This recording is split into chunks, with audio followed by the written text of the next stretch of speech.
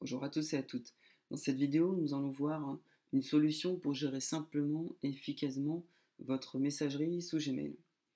Alors cette solution est basée sur la méthode GTD de David Allen. Donc je vous conseille d'aller jeter un coup d'œil sur l'article en lien avec cette vidéo sur le site qui montre plus en détail et qui décrit exactement comment fonctionne cette méthode. Que cela soit sur la messagerie comme nous allons le voir là, mais également pour tout autre document qui soit numérique ou physique. Alors déjà, pourquoi mettre en place ce type de méthode? En fait, cette méthode de gestion va vous permettre de savoir à tout moment où vous en êtes avec vos mails. Notamment, je vois dans mon travail, il y a beaucoup de personnes qui sont débordées de mails, on est un peu tous dans ce cas-là, hein. Et le risque, c'est, même si on a tout traité, en fait, il reste encore des mails qui traînent dans notre boîte de réception, on en a partout. Et finalement, on ne sait plus trop où on en est, et ça crée finalement une sorte de léger stress en fait qui s'accumule vu que on se sent débordé en fait. On a plein de mails et on ne sait plus trop où on est.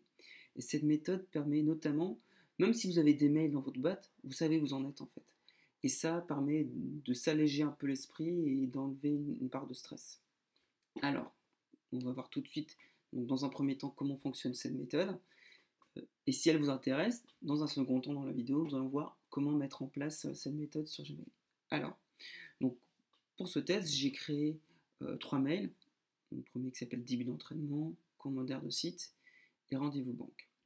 Donc, comme vous avez pu le voir, j'ai également 3 sections, non lues ici, dans lesquelles vont arriver tous les messages que j'ai pas encore lus et traités. C'est vraiment là, finalement, l'espace de boîte de réception. Et ensuite, j'ai plusieurs autres sections. Action, en attente et autres messages. Si, admettons, j'ai déjà lu les messages qui sont arrivés, donc ils vont arriver ici. De sorte que de toute façon, je ne perds aucune information, je vais tout retrouver dans la vue principale. Alors, donc la première question à se poser quand vous recevez un mail, est-ce que je peux répondre à ce mail en mode 2 minutes? Si vous pouvez le faire, faites-le tout de suite, surtout n'attendez pas. Le risque, c'est de garder des messages qui n'ont aucun intérêt dans votre messagerie. Donc là, par exemple, j'ai ce message début d'entraînement, je regarde ce message et j'ai simplement dans ce message des informations que les horaires ont changé, par exemple. Ok, j'ai eu l'information, donc maintenant je n'ai aucune raison de garder ce mail dans ma boîte, ça va la polluer plus qu'autre chose. J'ai eu l'information, alors là je ne perds pas de temps, je le supprime. Voilà un mail de traité. Alors, on va prendre un deuxième cas.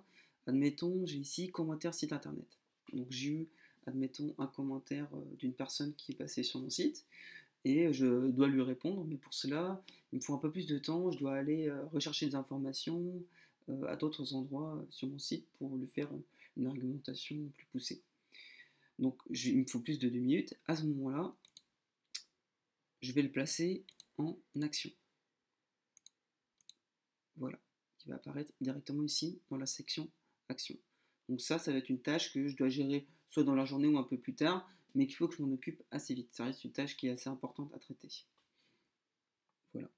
Admettons, je reçois ici, bon, pour mon cas, rendez-vous banque. J'ai demandé un rendez-vous à mon banquier, mais en retour, pour préparer le rendez-vous, il me demande d'autres informations ou des pièces jointes.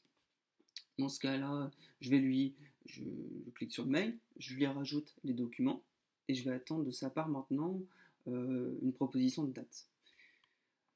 Comme je l'ai déjà géré, finalement, inconsciemment, il est passé en action. Mais comme je l'ai déjà géré,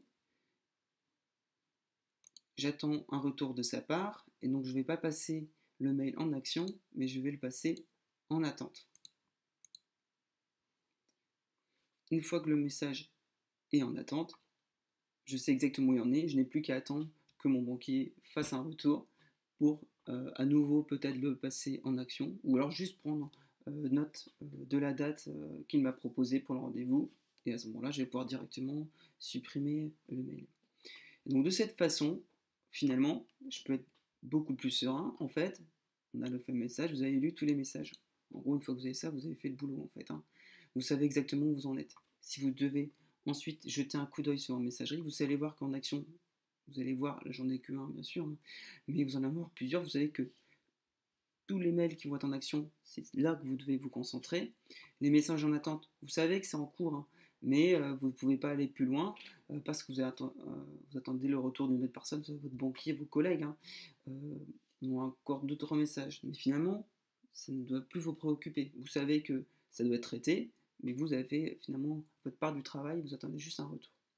Donc voilà. Du coup, si cette méthode vous intéresse, nous allons passer tout de suite à la mise en place de cette solution. Maintenant que nous avons vu comment utiliser cette méthode, nous allons voir comment la mettre en place sur un compte Gmail. Alors, dans un premier temps, nous allons devoir créer les libellés, actions et en attente. Le plus simple pour cela, cliquez sur le petit bouton plus ici. Ensuite, créer un libellé et renseigner dans le libellé. Donc, dans notre cas, le premier, action. Voilà. Et la même manipulation pour les messages en attente. Voilà. On retrouve bien les libellés. On peut tout de suite appliquer des couleurs pour que ça ressorte mieux. Donc pour cela, je vais cliquer ici, en rouge, voilà, et du bleu pour mon attente. Voilà. Je vais maintenant mettre en place la vue avec les libellés directement ici. Alors, vu que si vous avez les vues par défaut, vous allez retrouver tous vos mails à la suite. Si vous ne les avez pas vus, ça va s'afficher en gras directement ici avec un fond blanc. Et si vous avez pu les voir, on perd le gras, mais par contre on a un fond gris. Voilà, donc on va cliquer sur le bouton paramètres, ici, boîte de réception, et donc nous n'allons pas garder la type de réception par défaut, on va choisir prioritaire.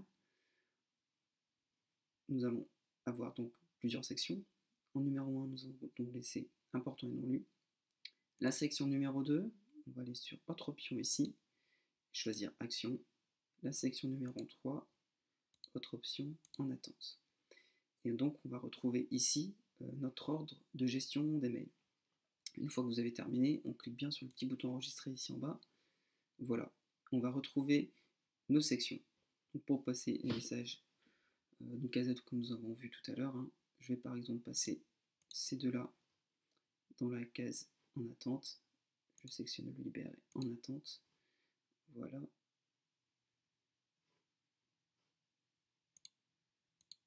Et les deux autres en action. Voilà. On va actualiser tout ça. Et donc on va bien retrouver en attente, action. Et les nouveaux messages qui arriveront sont ici, pour ensuite les classer. Donc voilà pour cette méthode de gestion de mail. N'hésitez pas à me donner votre avis sur cette méthode, si vous l'avez utilisée, qu'est-ce que vous en pensez, hein, que cela soit sous les commentaires de la vidéo ou encore depuis l'article qui présente encore plus en détail cette solution. Voilà, merci à vous d'avoir suivi cette vidéo et à bientôt.